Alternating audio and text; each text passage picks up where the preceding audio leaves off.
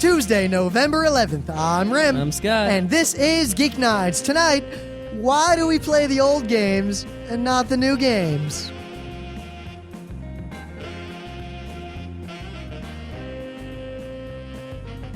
Let's do this. So I ordered this pizza stone from Amazon after, I researched what was the best pizza stone. Then I went on Amazon, I ordered it. It was like this square one, which I thought was interesting. But, who cares? If they say it's the best, it's the best. Well, I'm excited because this is part of the, I was going to say trifecta, but we're only buying two things. My portion of this is I ordered a waffle maker, which Did you is actually order it? No. No. But it's in my Amazon queue. So the pizza stone arrived today. I opened it up and... Where is the stone? Well, where is the stone? I opened... There's a box. Inside the box is some crumpled brown paper and then another box. And in the other box is the pizza stone, which has a corrugated cardboard frame that sort of holds it in the middle of the box. So it's not actually touching the box and it's not bouncing around or anything, right? And I go in to take the stone out and there's two stones in there because it's broken. It says, on the inner box, it says Fragile. On the outer box, it says Amazon.com. So I go to Amazon to click returns, damaged in shipment, right? My pizza stone is broken. And I get to the point where it says, print these out and put them on the package when you send it back, right? And I click print and then it crashes. That's great. So I go to Chrome, right, which is supposed to not crash, or at least only crash one tab when it crashes. Not 10 times per second? Right. I click it, and it crashes all of Chrome. And so it crashed Firefox and Chrome. I'm going to try Internet Explorer after the show, and I'm going to try Safari. I'm going to try Opera. I think Amazon might have figured out some exploit that can crash all browsers, and they're just using it to prevent you from returning merchandise. You know what? It's brilliant because I can recall stories from my early days of IT of certain companies that may have, if a problematic customer was on the line, just hang up on them because it'll probably take them a while to figure out to call back. Yeah. And then they're going to have to wait in that long waiting queue again. Good times. Yeah. So, news is. I don't know if you can handle my news. I don't know if I can either, but I'll say this. When I got home, I saw that pizza stone box out on the porch, and it was open and on its side, and it was in a pretty sad state. So I can't say that I'm that surprised the pizza stone was broken. Yeah. I guess there's the one disadvantage to ordering the things online, but I'll be going to the post office this weekend. Yeah, either that or, worst case, charging back the credit card. Yeah, well, no, they let you return shit. Well, apparently they don't. Well, we'll find out. All right, so you've been talking up the stupid news. What could you possibly have? I don't know if I can explain this news without just reading the article, which I hate doing, but I'll read the headline, and then you tell me what you think this headline means, all right? All right, I'm game. Van Hansis to star in Les Frères Corbusier's Dance Dance Revolution. Are they making a French-Canadian version of DDR? There's going to be a play in the Ohio Theater that Wait, the Ohio Theater in Ohio? I must assume in Ohio. No, it's got to be the thing Ohio was named after. I don't know, but kind of like how Les the Leeds Frères will transform the Ohio Theater into a fully immersive, bombed-out discotheque as it fuses Japanese rave music with sophomore comedy and a futuristic dance spectacular. The show is inspired by the wildly popular video game of the same name. This sounds kind of awesome. Emily and I were going to go to the opera, but fuck that. Additional cast members will include person. Prior works include Obie Award-winning A Very Merry Unauthorized Children's Scientology Pageant, Boozy, Hell House, and Hetatron. Hetatron. Yeah. What is that about? I don't know, but I kind of want to see A Very Merry Unauthorized Children's Scientology Pageant. I can say one thing. A bombed-out discotheque? Well, no, disco, T-H-E with the accent Yes, sign. that's how you spell discotheque. Q-U-E. That's how you spell discotheque. Some people spell it D-I-S-C-O-T-E-K. Yes, they're wrong. Uh-huh. But bombed-out discotheque. gives me the Charles Barkley Shut Up and Jam Gaiden vibe. Japanese rave music with sophomoric comedy fusion, futuristic dance I spectacular. don't know. I get this like Japanese DDR equivalent of Charles Barkley Shut Up and Jam Gaiden. Well- in a future post-apocalyptic world where DDR is outlawed, only sophomoric comedy remains, Right. and dancing and bombed out discotheques. Well, we'll feature original songs by Gary Atler and Phoebe Kreutz. The production will play the Ohio Theater December 3rd through 20th. Alex Timbers will direct. This is from theatermania.com. I don't know what else to say about there. For more information, visit lesfreres.org. You know, I really kind of want to see it now, but I don't want to go to Ohio. But then again, maybe the Ohio Theater is not in Ohio. Yeah. Hansis, the star, is best known for playing gay teen Luke Snyder on the CBS daytime drama As the World Turns, and appeared off-Broadway last season in Die, Mommy, Die. This is a high-class theater production here. Wow, that's like we're talking Tony Award lock-in. This is gonna run longer than Cats, I guarantee it. So, if we don't get a chance to see this, I urge anyone within a radius of wherever Bring this in a place video is, camera. Get me some bootlegs. Where's the CD audio? I The soundtrack on BitTorrent. I implore you, please go see this and tell us what happens. Yeah, I don't know if the Ohio Theater's in Ohio or not, but goddamn. I mean, we don't even have like Mario the musical. Well, I'm sure there is. Well, yeah, but not in a real theater. Define real. At Ohio or better. All right, so I want to talk about this just because there was a whole bunch of rabbling on Slashdot. Wait, just one more thing. I went to the Les Freres website here, and here's a few things that must be read. Ready? Uh-huh. So it's a futuristic dance spectacular fusing unmerciful Japanese rave music with deeply regrettable sophomore comedy. They've got more adjectives in Those there. are good adjectives. Right, and then wait, in a futuristic Orwellian society where dancing is illegal. Oh my God, it is Charles Barkley Shut Up and Jam Gaiden. A group of local street toughs harbor no hope of overthrowing the fascistic, no-fun government until a mysterious dance prophet named Moonbeam Funk arrives. Oh my sweet Jesus. I can't say anymore. We've got to see it. Click here to buy tickets. We've got to see I it. clicked here to buy tickets. Buy tickets. Just find out. Smart Ticks. Then you'll find out where it is. General admission seating. Wait, general admission. I guess you just go in and sit wherever you see. Ohio Theater, Worcester Street, New York. What? We're going. Yeah, duh. Oh my God. The Ohio Theater is in New York, 10012. That's right near my work. Oh my God. Spring When's and it playing? Broom. It's around the corner of my office. When's it playing? Just buy like December 20th, December 2nd through something. Sweet. All right. So Like date and time. All right. Well, Let me look. Okay. okay. All right. I told you it couldn't have been in Ohio. Yeah. So I was thinking Ohio or France. No, around the corner from my office, literally, like a block away. I'm so excited about this. Yeah, I work on Lafayette and Prince. Spring is one street south of Prince, and Broome is like one or two streets west Okay, to kids. the west. We'll post in the forum once we've picked our dates.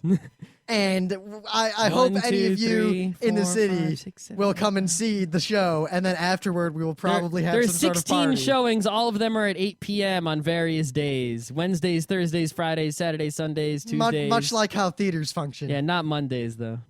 Yeah, Anyway, much like how theaters function. Yeah. All right. Okay. Good God. Well, we're going to that. Yeah. Wow, my news really doesn't live up now. No, but see, I told you my news was awesome. I got to admit, you were right. But I got to talk about this because there's a lot of rabbling. But there was this article on Slashdot, and the headline was, and I quote, "Vital parts of games as DLC." Mm-hmm. Now, if you're not hip to the internet, DLC means downloadable content, which I think is a stupid acronym. I much prefer the UGC to the DLC. Why is there an L? Download is one word. That's true. But DC is, people will think DC Comics are Washington, DC. So you need to do something different in there. Yes, but DLC is not what you do. I'm not sure what you do. Downloadable content. Maybe you just say downloadable content. I don't think we need an acronym for that yet. Why don't we just say, I don't understand why when something is, when you change the distribution mechanism, you need to call it something different. Well, in this case, we kind of It's a video game, whether you download it or buy it on a disc. But video games have always been in this really kind of interesting situation where in every market, in anything you can buy and sell physical goods, there's the primary market and the secondary market, and then there's the black market. Mm-hmm. Well, there's also the gray market, but we're not. Anyway, there's this kind of gradations, and people buy things in retail stores, but then they resell those things through pawn shops or to their friends or on eBay. Sometimes people steal things or get off-shelf merchandise from stores in weird situations and sell it in the gray market or the black market, but usually most of the commerce of something is in the primary retail market, at least in America. That's the way things are. Yeah, there's a lot more sales of DVD. If you compare DVD sales aren't that big except on certain things. But if you compare DVD sales of new legitimate DVDs at Best Buy and Amazon and compare it to used DVD sales has nothing. If you compare even CD sales and MP3 sales, which are down you're not that great either, are a lot more than used CD sales, which are restricted to tiny shops in random places. But even at the height of the Napster paranoia, when the music industry suddenly collectively realized that they were completely screwed, they weren't they were always down on the secondary market, but that was basically it's music got to the point where piracy came into existence and destroyed the industry long before the secondary market could kind of come in and do this. But with video games, the secondary market, as far as I can tell, is getting to the point where it's almost bigger than the primary market. Here is why. You ready for this? This is the reason that the video game secondary market is so huge. I think that the reasons for it are numerous. No, it's really simple. You ready? Okay. The people who buy video games are punk kids with no money. They want to play a lot of different games, but they can only afford to actually buy one or two at the price of $50. But at the same time, they could just pirate them. That's true, but it's a lot it's hard to pirate games for, say, the 360 or the PS3 or the Wii. So when those kids want to play those games now, they get a couple for presents, maybe they buy one or two, they beat them, there's no replay value, or they'd much rather play a new game even if there is replay value. So GameStop easily tricks these punk kids into trading their games in, because kid doesn't have $50, but he's got $10. So he gives in his $50 game and $10, gets a new game, gets another $10, and does it again. And he's effectively buying new video games for $10, which he can't afford to do, where he can't afford the $50. He just only has one video game at a time. But he could actually hold the game onto it until he beats it, which is preferable to, say, doing Blockbuster game rentals where he might have to return the game before he's beaten the game. See, but at the same time, I think there's a little more to it than that, because with video games, especially among the kinds of people who care about that sort of thing, having the game right away is important to these kids, because you want to beat it and play it. You can get a used game right away. Well, not necessarily, and depends on where you live. I mean, we live in New York City, where some kid will buy the game and beat it and return it that day, but in a lot of places, you go to GameStop, they're not going to have the used version of the game for weeks. No, so you return your old game and buy, and it becomes a used copy for someone else who's going to buy that, and then you buy the new game new, and then you return that later, and you buy, the other new game new. I think, but there's more to it than that, in that a lot of people, movies, you could do the same thing, and movies are even, in many ways, less kind of time dependent, because if you care about seeing the movie when it's current, you see it in the theater when it's actually current. If you're going to watch it on DVD, then it really doesn't matter when you watch it to even hardcore movie people. But a lot of people buy movies and collect movies, and you don't really have this secondary market for DVDs as much as the you have price it of for a games. DVD isn't $50, it's $15. If But a also, DVD was $50, you would see the secondary market. I don't know, because it seems like people who buy movies buy DVDs. They hold on to them for various reasons. Either because they're $15. Well, no, partly because I think they want to they feel like, I'm going to use this again. I'm going to show this movie to someone. It's part of my collection. I'll watch but it was again. $50. They'd be doing that with a lot less of them. I don't know. But at least video games, especially a lot of modern single-player games, have basically zero replay value. Not like a movie that's only an hour investment or a 2-hour investment where, I'll watch Star Wars again. I'm glad I own Star Wars. A million times. Yeah. Or I'll watch The Matrix 1. Well, no, The Matrix. There weren't any other Matrix movies. Well, you only saw one of the other two. Yes, and I knew better.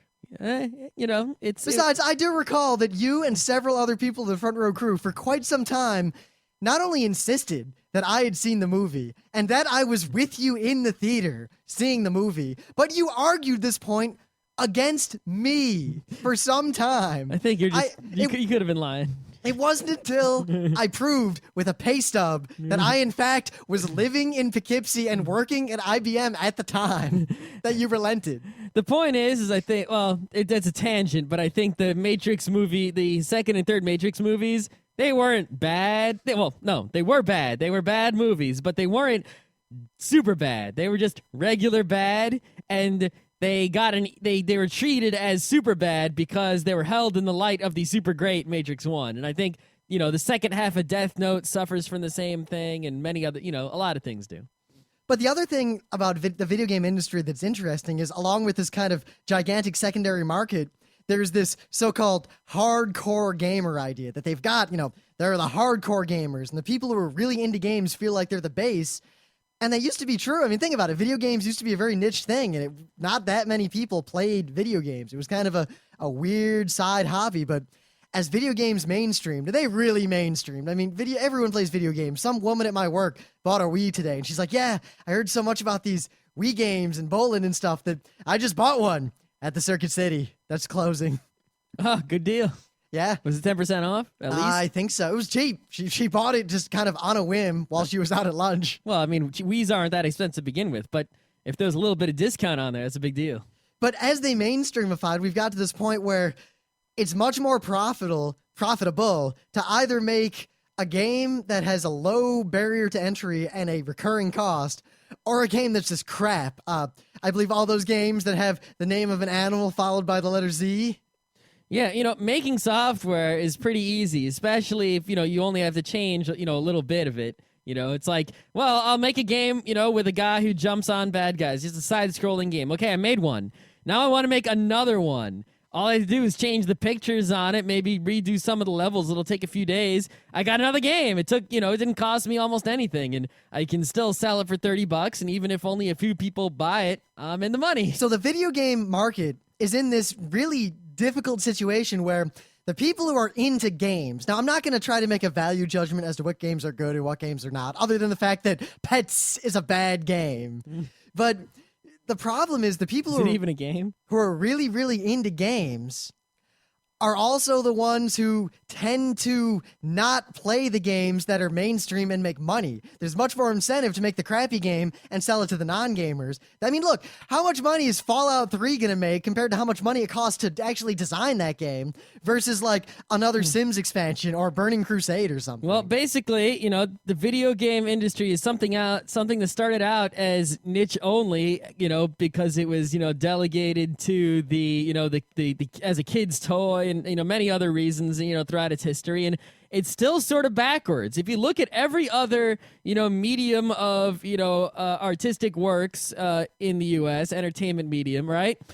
Big time money making movies, the blockbusters, the things that make the most money, they spend the most money on. And the ones that are for the quote hardcore are in the art house theater. They cost less money to make and less people see them. It's in balance there, right? But in the video game industry, right? The books the art house game is usually more expensive to make. Yeah, the hardcore video games are the ones they spend the most money on and make the least money on, or well, not the least, but not enough money on. And the game that costs almost nothing to make makes plenty of money, at least relative to the cost, and sells a bajillion copies and doesn't appeal to the people who care about, the hardcore. It appeals to just, the masses. So basically, but the video game industry still needs these hardcore people because while they don't make money necessarily from marketing games to these people, those people provide this kind of pseudo culture that is used to market video games. There's the subculture of video gaming, and I feel like that subculture is used to market video games to people who aren't in that subculture. Maybe we'll get to the point where the subculture doesn't actually exist anymore, and the image of the gamer that you see in the magazine is just completely made up. I don't know. Well, I think that the main problem now, I think, with the image of the gamer is that the actual, people who care about video games and, games are a big part of their lives and they self-identify as a, video game player. I think that those people have sort of balkanized in, to the extreme, to where you can't really say, well, what's a gamer? Is it that, guy who plays, DDR at the arcade nonstop? Or is it that guy sitting there still playing Counter-Strike? Is it the guy who's playing Smash Brothers in the tournaments? These are all like, so, to most people out there, those are all like the same person. But when you really look at it, they're completely different people. The guy playing DDR is never playing Counter-Strike. They're completely separate. But here's Unless the they're one. awesome like here's us, the one playing thing everything. that ties it all together.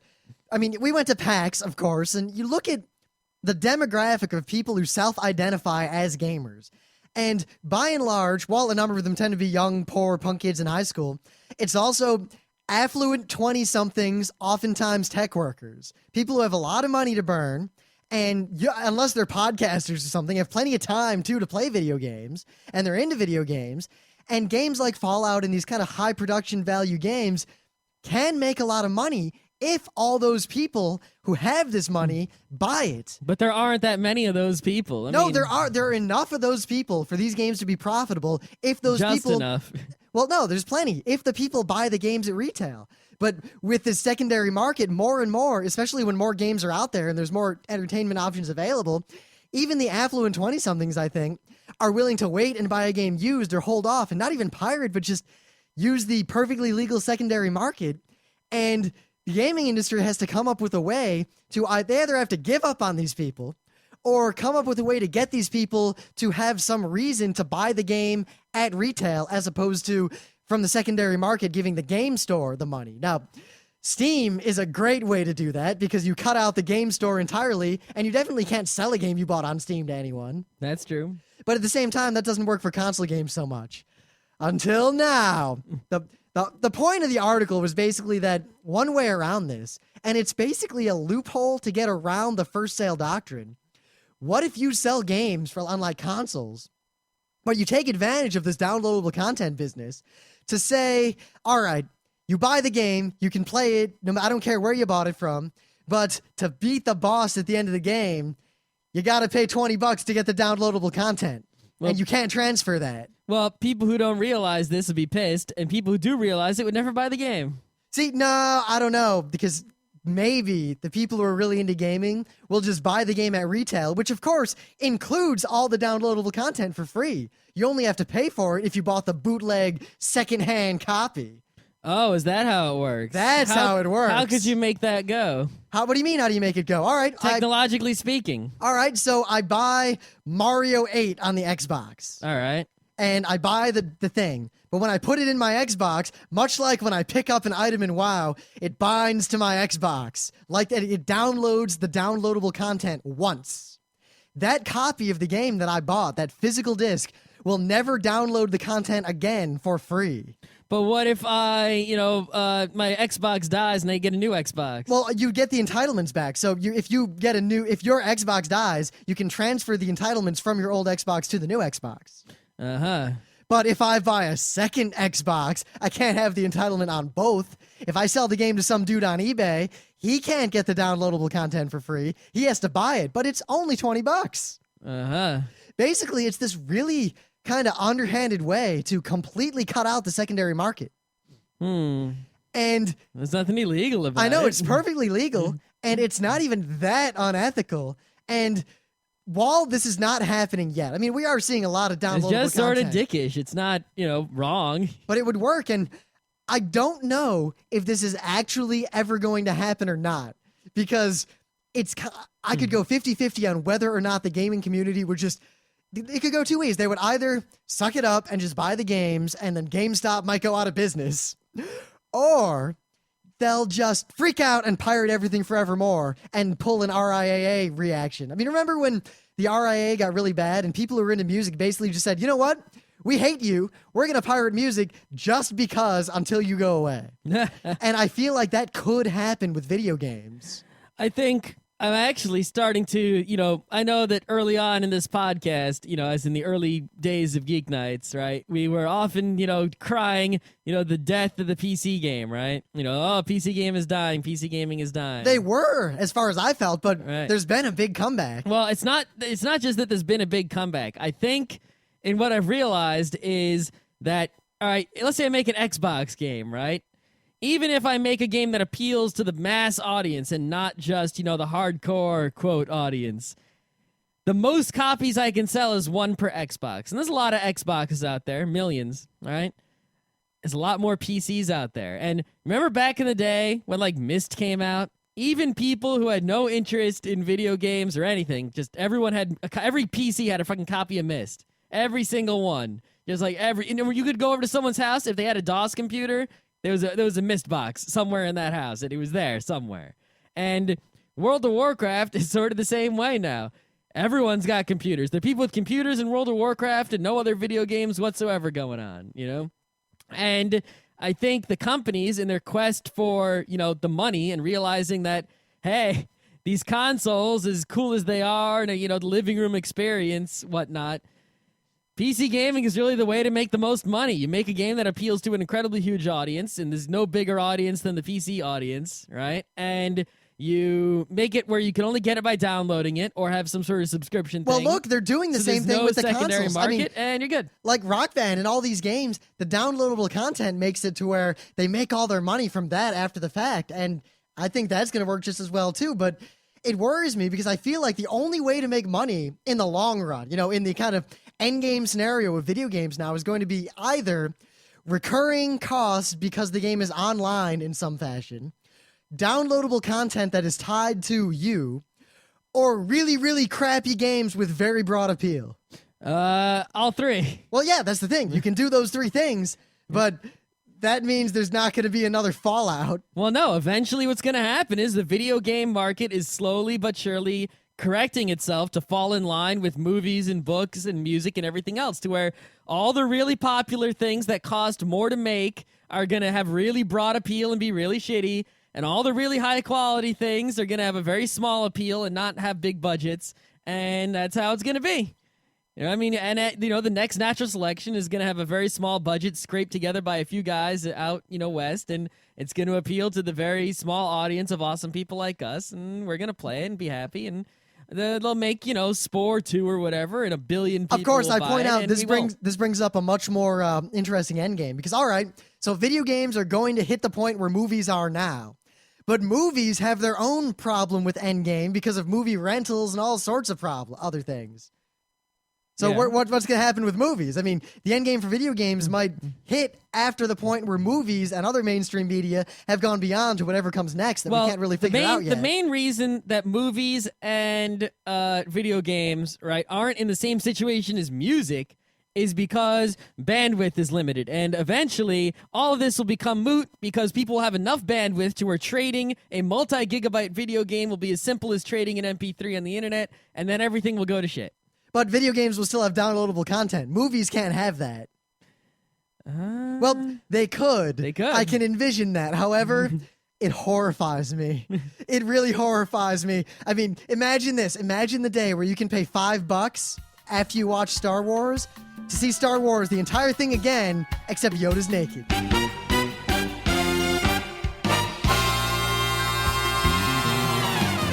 Anyway, things of the day. So Emily and I were looking at stuff on YouTube, and we stumbled across this, and I think it's pretty cool. Basically, make MIDI music, but make MIDI music in such a way that the notes you have constructed form pictures that are relevant So Mario Paint. to the video game that you are making the music from. So Mario Paint, bunch of Game Boys. No, not quite. No. It's a lot more You're involved right, the than swan is the king. Everything else sucks. I don't really want to explain it, but it starts out pretty good with the Tetris pieces, but the Gradius near the end and the entire Donkey Kong are masterpieces. Yeah, the Donkey Kong and the Gradius really are sort of amazing. The thing is, you won't understand the Gradius unless you know Gradius music, but the Donkey Kong, anyone can understand. Yes, it's a whole Donkey Kong. People have no idea what you're talking about. I know, because it's hard to really explain the awesome of this without just watching it. Mm-hmm. So watch my thing of the day. It's cool. So I'm a big fan of all sorts of quirky indie RPGs lately, and I like to look at them and buy some of them, and never play them. That's my thing lately. Right? I really got to play more of these things. But I found this one, and this one's in particular interesting because it comes on a single card. It's like a trifold square card, right, with printing on both sides. and it's called Versus Outlaws, and it's $3. And let's see, it's a mini RPG of adventure in the Old West. What kind of system does it use? Tri-stat? Dice pool? I have no idea. All I know is that it involves hombres dispensing two-fisted justice. Wait, so you haven't pirated this thing? No, it's a card. It's basically a game written on a piece of cardboard that folds in two places for $3. But you look at the art on the you just look at the art on the cover of this card, and you can't deny that this is some sort of awesome game. And apparently they have also made a game called Versus Monsters. Ooh. Yeah. I'm holding out for pirates. Well, it says here, this is a complete game. To play, you will need pencils, paper, a deck of playing cards, and a fistful of friends. So actually I was playing NS tonight, or when I got home from work. And I got home from work and I got a lot of stuff to do, but Bitey. I ended up playing some NS, and we had basically, I thought, I'll play a couple of quick games and then I'll get on to some business, and then Scott will come home and we'll do the show. And I ended up only playing one game that did not finish because the Marines turtled.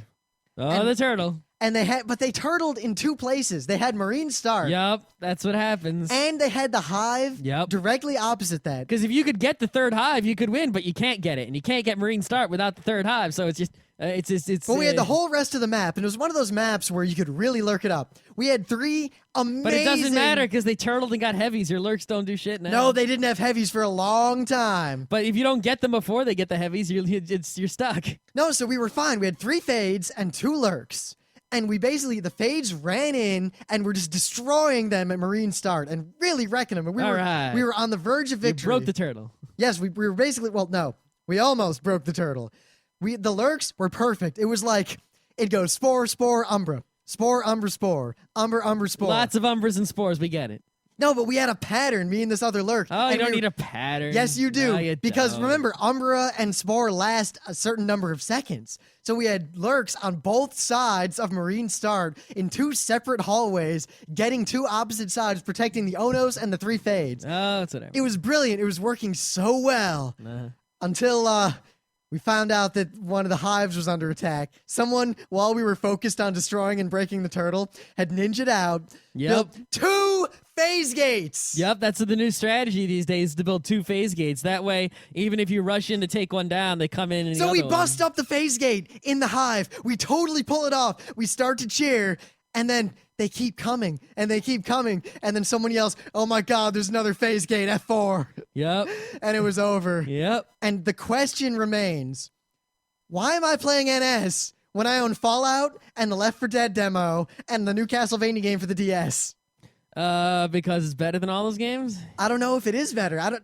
Basically, the point of this show, what we're trying to figure out here is, what is wrong with us? Why do I play NS and Counter-Strike and all these old games? I was playing Advance Wars on the train today. Why is it that I've only watched a mere fraction of all the movies ever, created, and I've only listened to a mere fraction of the music ever created, and I've only ever read a mere fraction of all the things that have been written in the entire history of the universe? But you watch Star Wars twice a year? I watch Star Wars 10,000 times. I'll watch it again. I'll play the same video game over and over again. I'll read the same comic book 3 times. I'll read Watchmen like 5 times. But no, specifically, video games.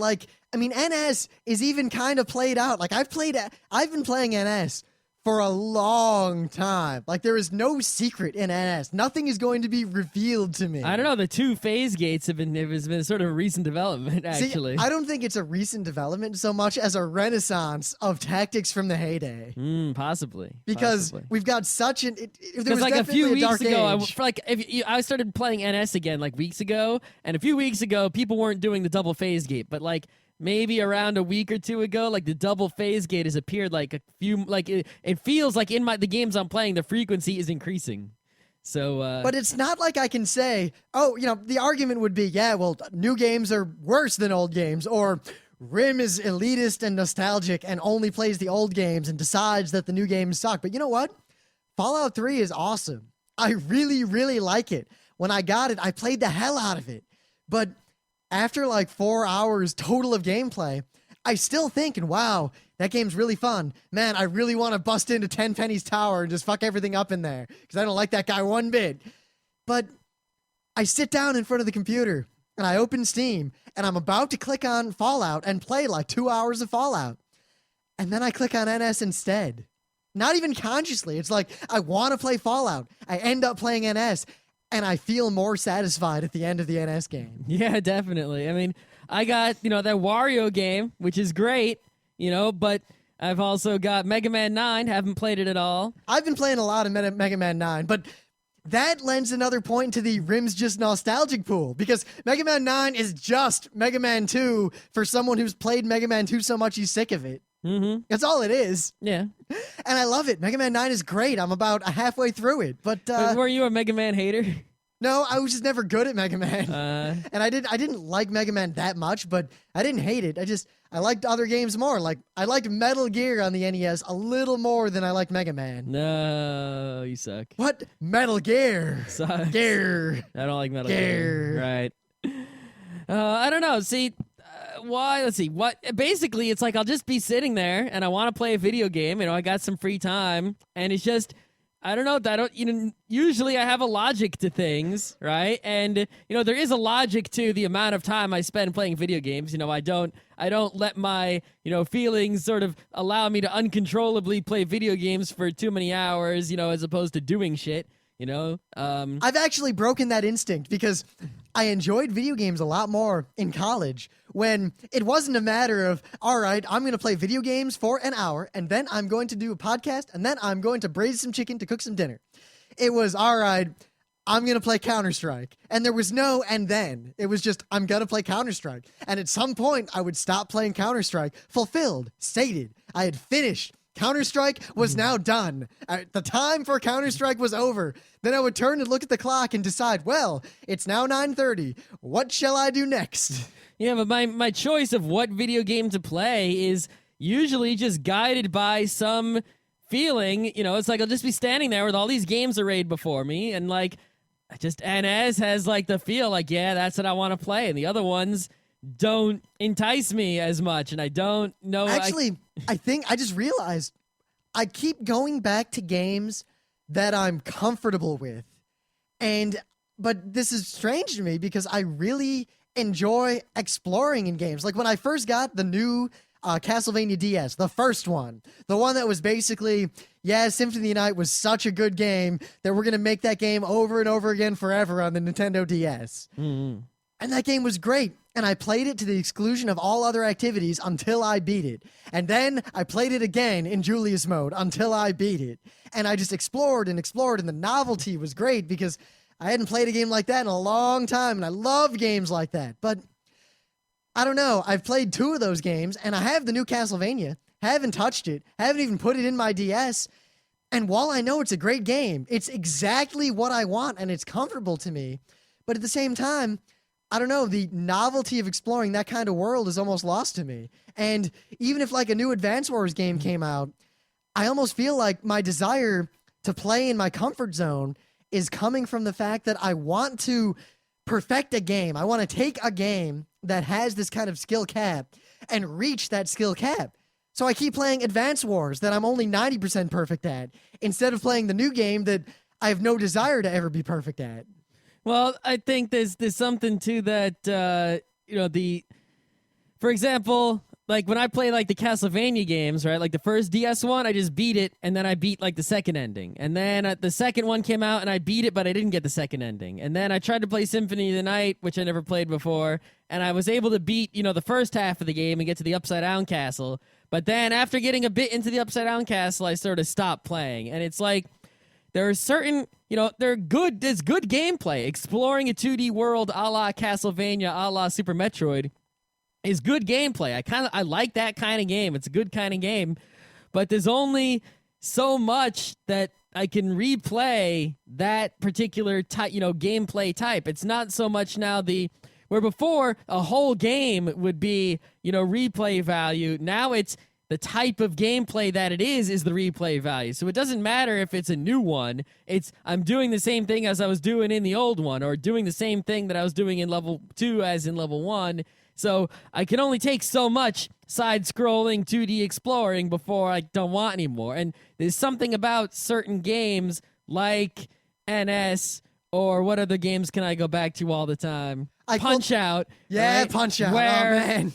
Where even though this is gameplay that I have had a whole bunch of, that somehow this type of gameplay tastes good every time. Like, you can only eat so much of one kind of food before you don't want that kind of food anymore, but you can just eat 100 steaks, and you can still want more steaks.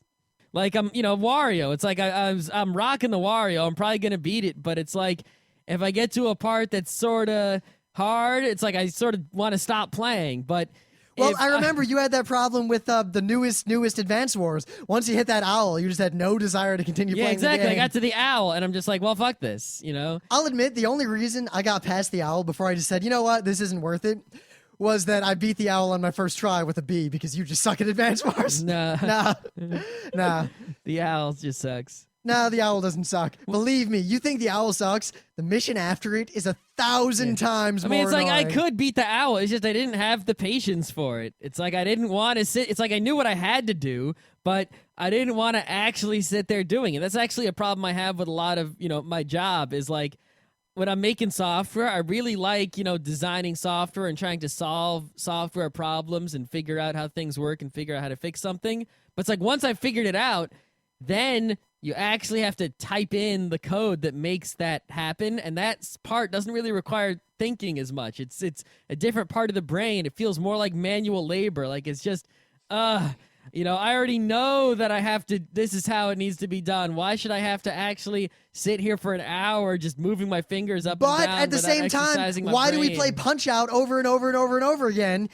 I know how to beat everyone in the game. I've played Punch-Out. But you can't beat everyone in the game, can you? I can get almost to the end. I never legitimately... I can get to the second Don Flamenco. That's as far as I can get. I've beaten him, but I've never gotten from the beginning of the game to Mike Tyson. But I have beaten Mike Tyson starting on Mike Tyson. When did you beat Mike Tyson? When I was a kid. I used the code to get to him. Yeah, let's see you beat Mike Tyson now. Yeah, you know how I beat him? I used the code to get to him, right? And someone told me exactly how to beat him. And I remember I just played over and over and over. I just played against Mike Tyson constantly until once I beat him just barely. Uh-huh. Yeah. It's actually not that hard. He's easier than some other people. There's it's a like trick the to second it. Don Flamenco I can't beat. The second Don Flamenco is not harder than Mike Tyson, but he's not that much easier. He's pretty rough. Super Macho Man's also really tough. But even then, even if I could beat Punch-Out without even trying, I feel like Bionic Commando. There's an example. The original Bionic Commando. I can beat that game in 25 minutes without even thinking about it, without even expending effort. And yet I will periodically put Bionic Commando into my Game Boy and beat it. On the way home on the train, I'll just beat Bionic Commando and then take a nap. Well, check this out, right? But then again, is that exercising, or just is that my equivalent of mindless activity? Instead of playing the mindless Sudoku, I beat the mindless Bionic Commando. Well, that's just it. Is I always make fun of Sudoku people, right? Because I'm like, what's the point of doing Sudoku? I can write a computer program that solves any Sudoku trivially. It would take me a few hours, and I already know how it would be written. It's a solved problem. It's like you already know how this thing is done. You're just doing the work. Just like I complained that, typing in the code is doing the work, not solving the problem. But, Picross, I don't know if most people know how to play Picross, but it's just a different kind of, puzzle. It's really not, it's not the same thing as Sudoku, but it's, effectively the same kind of thing. It's you figure out which squares to fill in and which ones not to fill in, and a picture shows up at the end. And I never was able to actually play Sudoku before just because I never had the patience to figure out exactly how to do it. And then I, got a puzzle book on the way home from Seattle, and I said, you know what? I'm going to freaking do a Picross. Not Sudoku. I know how to do Picross. And I'm like, I'm going to do fucking Picross for reals. And I did it. And I'm like, oh. And there's something about, even though, it's busy work, I already know I could write a computer program to solve every Picross ever. It's trivial. I could do it in a few hours. But for some reason, my body likes doing Picross, and I got Picross DS, and I just keep solving Picrosses, even though it's really easy, and I can write a computer program to do it, and it's just busy work. So how come I don't like doing the busy work of typing in code, But I love doing the busy work of doing pie crosses. I don't know, but the thing is, I feel like, as this with Bionic Commando, it's not so much a mindless entertainment when I think about it. It's like exercise. It's like I've got to keep my skill alive, otherwise I'll lose it, because I feel like I'm retraining that muscle. But I don't feel like I'm retraining my pie cross muscle. Well, maybe, what do I need that for? Maybe you just enjoy mindless entertainment. But I usually don't. Except for pie cross. See, the thing is, I don't like pie cross at all. I don't get the enjoyment anyone could get from it at all. I don't know either, but I keep wanting to do it. I don't know why. I have no desire at all to do pie cross. But I don't want to do anything else that's mindless except pie cross. I'm not even excited to see the picture that shows up at the end. I just go, yeah, okay, it's a squid. Great. Next picture. Huh. Maybe you're just crazy. I don't know.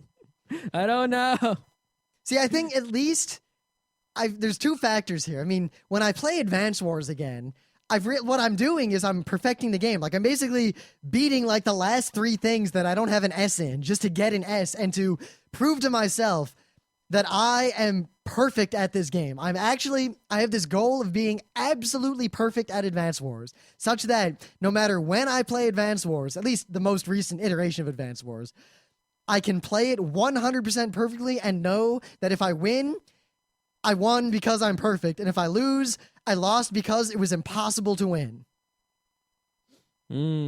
I feel like that's the only reason I'm playing Advance Wars. And for some reason, I guess I value that more highly than the novelty of playing a new Castlevania game. Well, I think actually, novelty is a big part of it. Because when you play something like, NS, even though I've played a million NS games and I know how most of them are going to go, something about playing NS, it feels like constant novelty just because the way the game is. You don't fully know, there could be a Marine in the vent. There might not be. It's the game, even though it's the same maps with the same people and the same strategies, it feels like constant novelty. Where even something like a new Castlevania game, even though it's full of novelty, I have no idea the shape of the map. I don't know what the rooms are. I don't know what the story is. I don't know what the weapons are. I know nothing about it, right? Because I've played other Castlevania games, even the things in the new one that are novel and new don't feel novel because it's like I've seen similar enough things enough times to where the novelty isn't novel anymore. And I need some other kind of novelty for it to work. But then again, I don't know. It's hard to say. I keep saying it's hard to say because I'm not 100% sure what drives my gaming motivation anymore. Yeah, how come, I'm still wanting to play board games? You don't want to play board games anymore? I want to play board games all the time. We just need more people. Agricola is a great 2-player game. Yeah, but I have more desire to play Puerto Rico or T&E.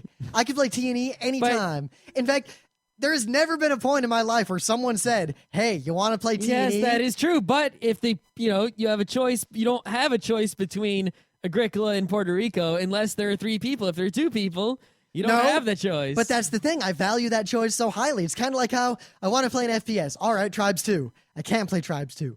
Damn it. I'm not going to play, I don't know, Half-Life 1 Deathmatch if that's the only FPS I can play. I'll just hold off until I can play Tribes 2 again. Or until someone makes some magical new game. But then you're just not going to play anything. Yeah, but that's my problem. But see, there's the thing. It's not like we're not playing games. You can't say, oh, we're being jaded or anything because I'm playing more PC and DS games than ever right now.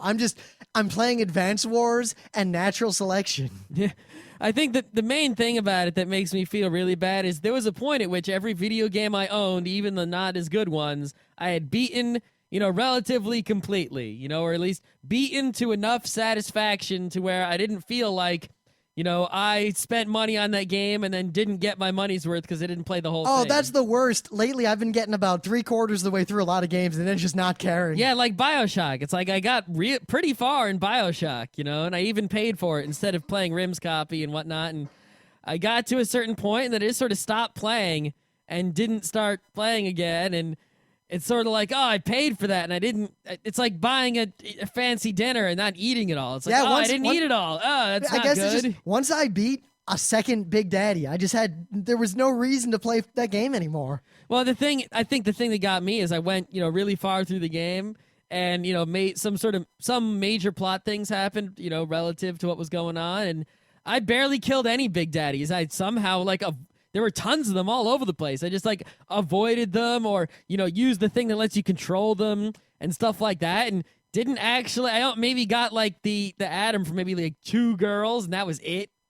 And it just wasn't working out for me. And I was just like, whatever. And I just never had any desire to pick it up again. But it feels bad because video games are expensive and I do pay for them.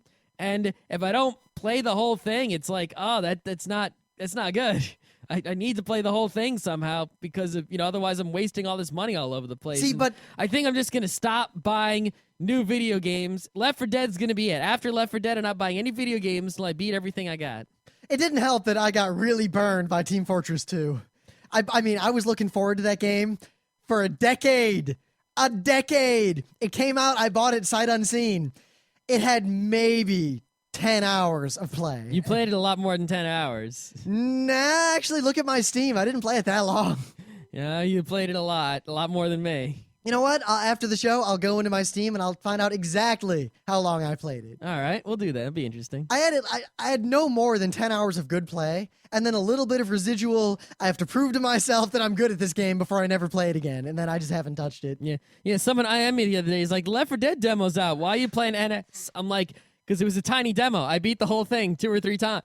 I don't need to play it anymore. I'll wait till why should I play it again? I can play NS, which will be is a full game that'll be different every time. Honestly, really, the reason I play NS still, if I really think about it, and I think back to why I've been enjoying it, is that it's such a good game. But more importantly, it's not played out.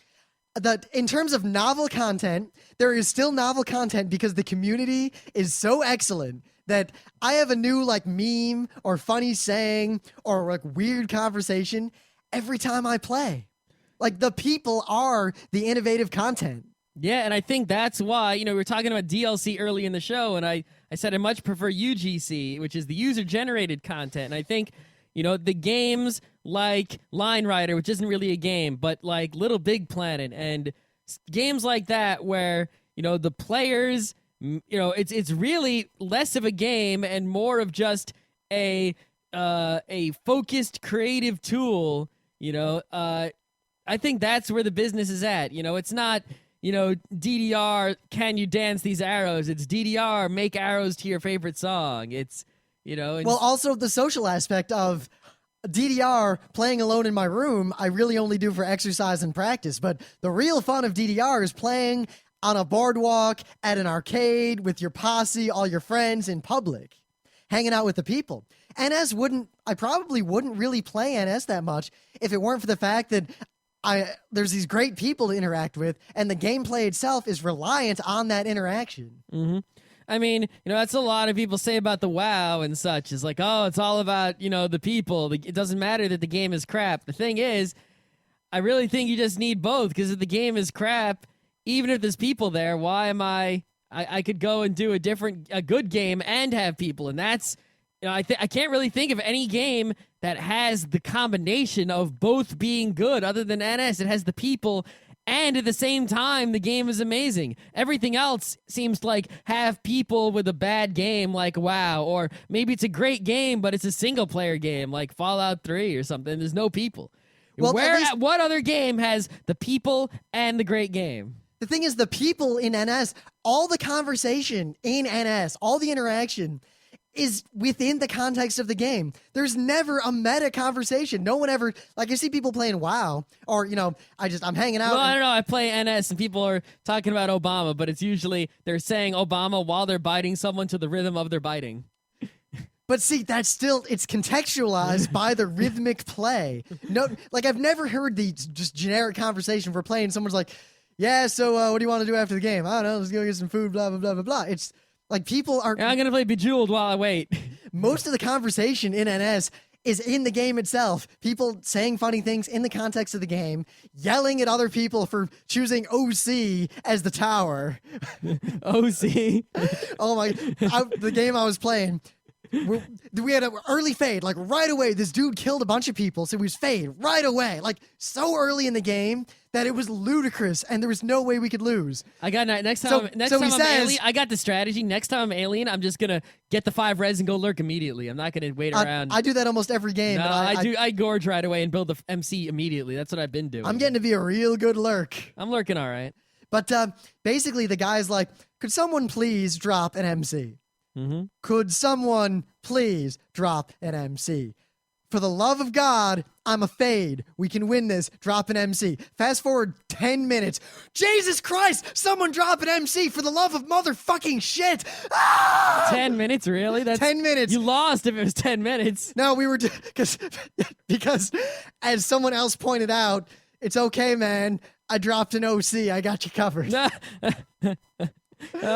That's even funnier if you know the game is, an OC costs the same amount of resource points as an MC, so he could have built an MC instead of the OC. But the game, I guess the game itself, interaction aside, is also not played out. It's getting close. It's definitely near the end of possible gameplay, but there are enough turnabouts and enough different strategies, and the game on a tactical and learning level is not played out. And as long as I feel I've never even commanded effectively.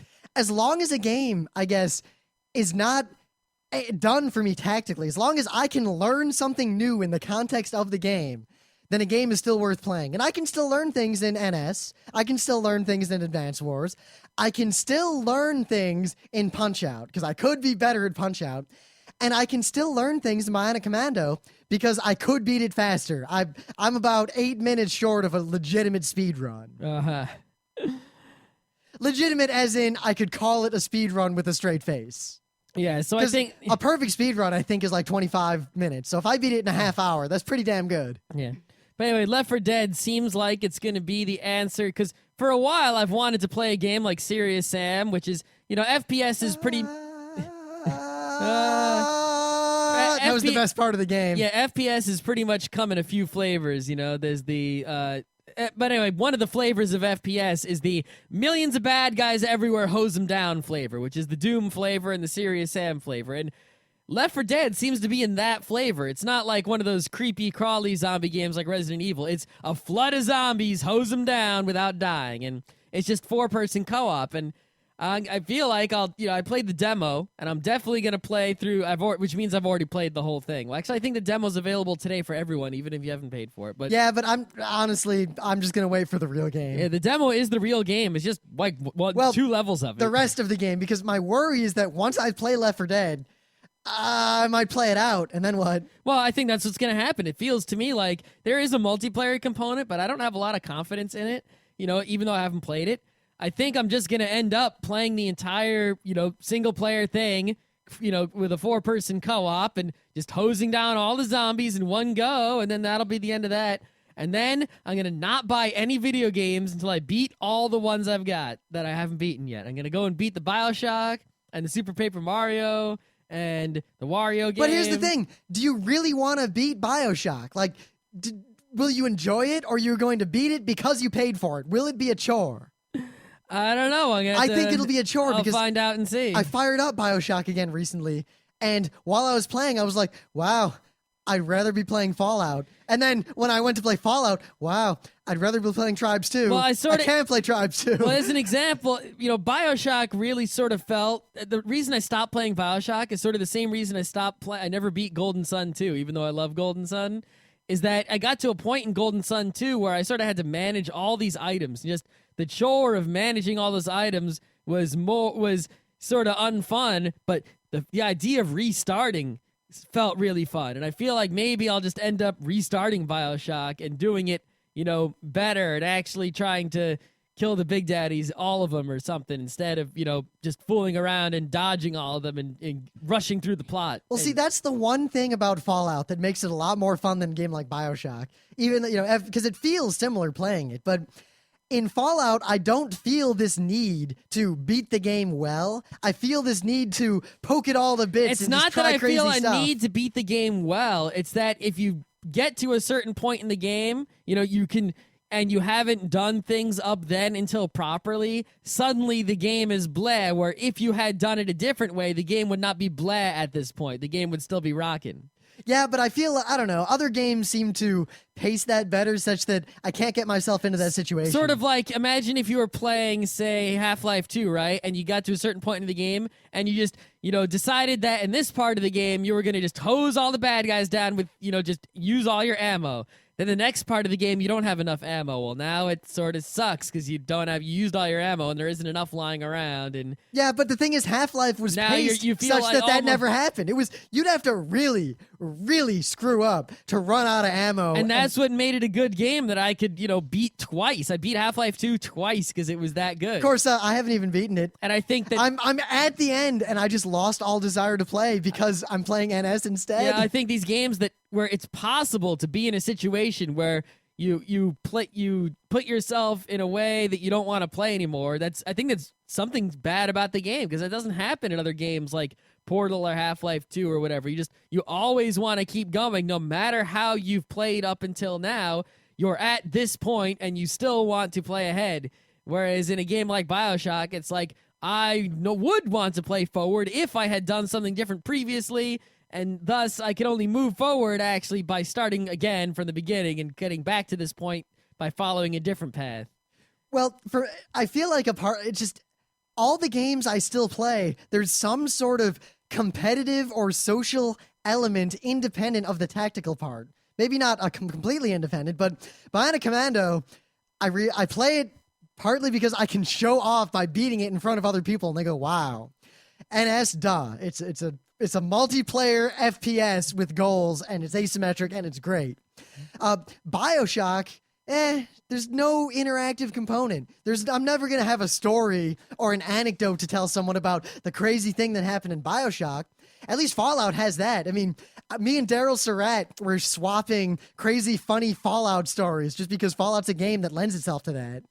I think that's, part of the user-generated content is not just you make something in a game. It's that when you're playing of a game is a unique experience. As opposed to, say, if I watch Star Wars and you watch Star Wars, our experiences are pretty much the same unless someone in the room does something silly, that's a meta thing. But if I play Fallout once and you play Fallout once, I totally shot this dude and stole his gun and then blew up the mansion, and you went into the mansion, made friends with the guy, and raised an army. And it's like, oh, wow. Yeah, it's like you have these, completely unique experiences that are, things that belong to you that you can share, from the game. And it's all about those unique personal experiences that is the reason to play a game more. Is if the game keeps churning out more things like that, you'll keep cranking it to get more things to come out.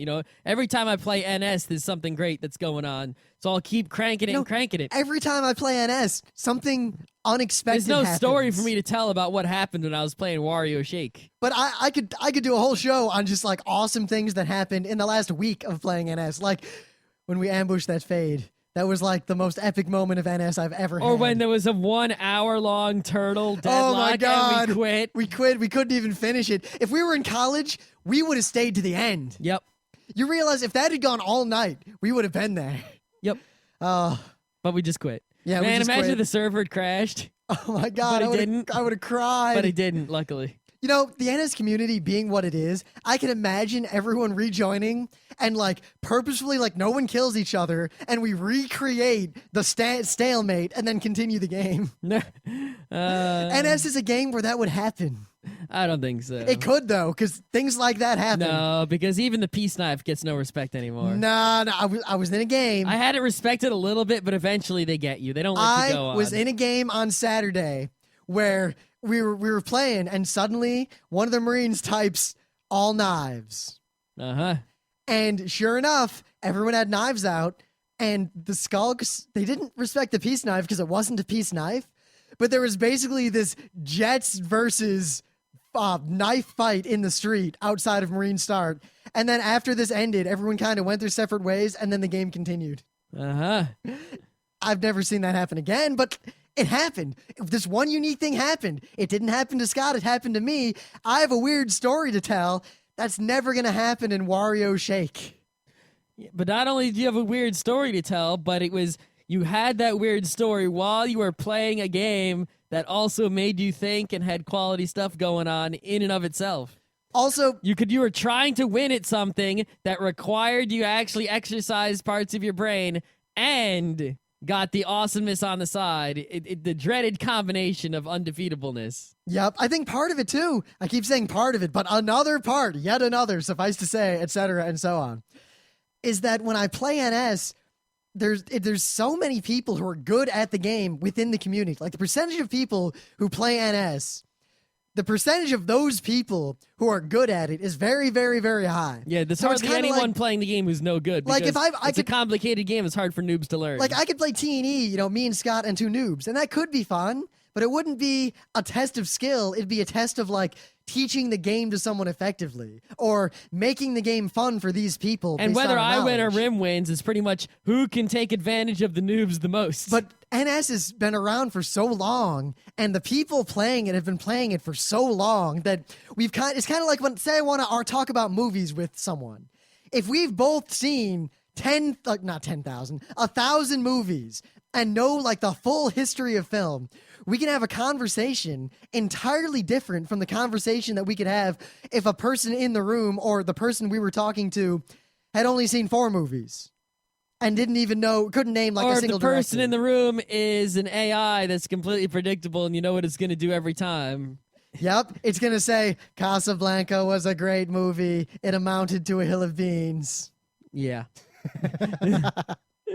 But and as the conversation, and I mean this in the kind of high level sense, not in the I'm holding down V and talking sense.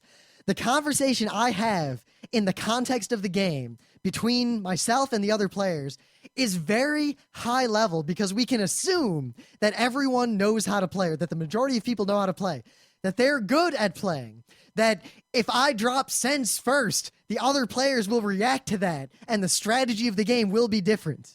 It's kind of like the difference between playing chess with someone else who is your same skill level at chess versus playing chess with someone who's never heard of chess. Mm-hmm. You have to, you move your rook, but he doesn't understand the ramifications of that, so all of your strategy goes out the window and you just beat him. It also helps that, when people in other games, the shitcockery doesn't exist in the natural selection world. I mean, maybe once in a blue moon there'll be a shitcock, right? But for the most part, some people do exhibit shitcock tendencies, but they're always like in humor. Like someone will start playing some music and it's like, oh mans, and everyone is all mans. Really? Honestly? Yeah. Whereas in Counter-Strike, someone will start playing music and it's like, all right, just dude, shut up. Fuck. Fuck. Racial slur. Yep. But the end Whereas result, in NS, it's like racial slur on mans. the cheese says everything about NS. Cheese is the greatest. But I don't know. I'm going to keep playing NS unless something causes me to play another game. Yeah, I don't know what I'm going to do. And maybe if we get... The only thing that could break this is if we get Tribes 2 going. But again, old game. And where are you going to have 40 people who are really good at it? I know. I mean, if we make a server of Tribes 2, pretty much what it's going to be is like 10 people, 5 on a team, and a whole bunch of bots. And if we're on the same team, we'll just win, and it won't be fun. And where will we, it's not just the problem of getting enough people and getting enough people who are good. It's getting enough people who are willing to go to figure out how to get it to work technologically. Not just that, but to play the game long enough to get to the point where the conversation we'll have inside the game will be high level. I mean, the great part about Tribes was when, I'm flying Shrike backup for the transport full of heavies that is going to suddenly burst out of the clouds and descend upon the enemy base that Scott has just blown up the generators for.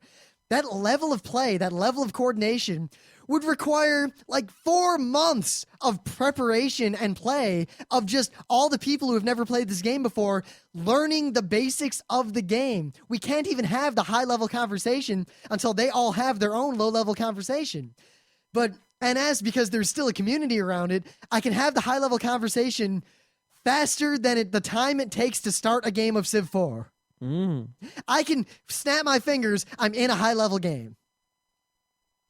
Oh my god, I want to play NS right now, and I think I should. Well, we probably will. But All right, I I think need we're to done. eat something or I'm going to die. All right, I think we're done here. I still eat before I play video games. Stay tuned. We're probably going to do a show tomorrow and Thursday to make up for the lack of shows last week, but don't hold us to that. Stay tuned, and we're done. We'll see what happens.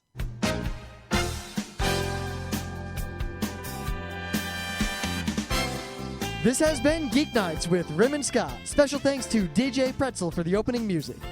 Be sure to visit our website at www.frontrowcrew.com, where you'll find show notes, links, our awesome forum, a link to our Frapper map, and links to all the RSS feeds. We say feeds plural because Geeknights airs 4 nights a week, covering 4 different brands of geekery. Mondays are science and technology. Tuesdays, we have video games, board games, and RPGs. Wednesdays are anime, manga, comic nights. And Thursdays are the catch-alls for various rants and tomfoolery.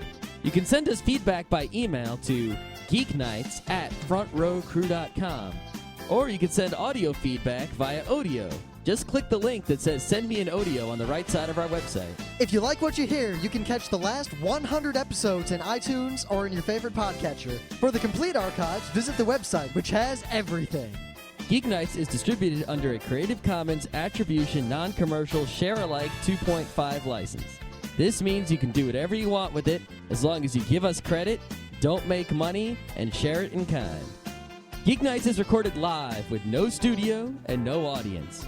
But unlike those other late shows, it's actually recorded at night.